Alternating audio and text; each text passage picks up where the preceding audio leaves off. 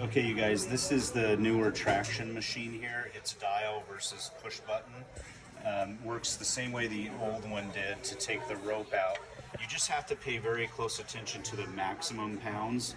That's the one that you want to have, on the lower side at first and then increase it slowly. So I'm only going to put that on, say, 10 right there.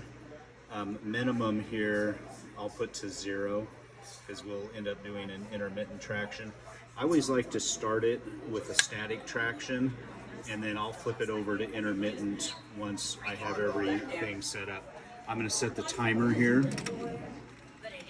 Okay, now when I press power, this is going to start pulling. Okay, and so that's why if this was turned up high, then it might pull too much, especially if it was cervical. Okay, so then from here I can turn it up a little bit more to get more pounds here just by turning this dial. I could also adjust this one. Okay, now if it's cervical, well, to turn it off, I'm going to turn it off here.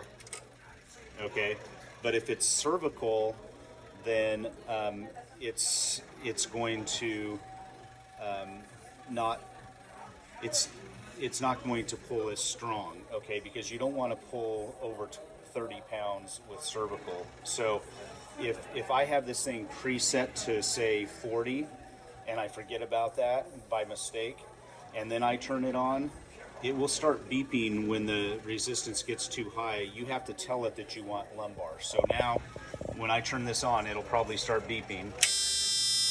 See how that starts beeping? And I would have to press lumbar so that I'm telling the machine I know this is lumbar, because 40 pounds would be too much for cervical.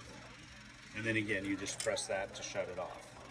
So if this is set above 30, then you're going to have to press lumbar so that you're telling the machine, I know that I'm doing somebody's back instead of the neck.